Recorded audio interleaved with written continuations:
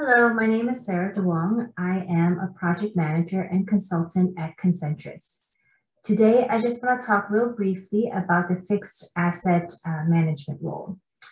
I went to setup and I went to users roles and manage roles.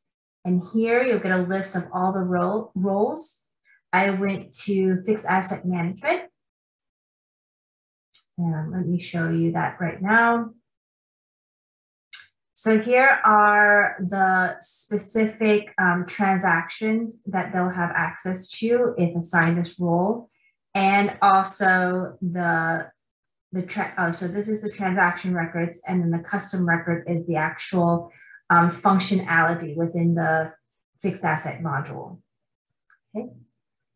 So there's a couple ways of doing this. You can assign users this role, or you can add all these permissions onto their existing role.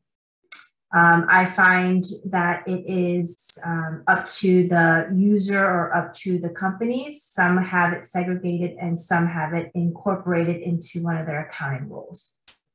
The one thing I do want to note, however, is there is one functionality, and it's in the fixed assets under setup, under system setup. The pre-compute depreciation values, this button is not available to that role, to that specific fixed asset management role. This button is only available to the admin role. So that's the only tricky part or exception of that role. Okay. That is the brief overview of the fixed asset management role. If you have any questions, feel free to reach out to Concentrus. Thank you.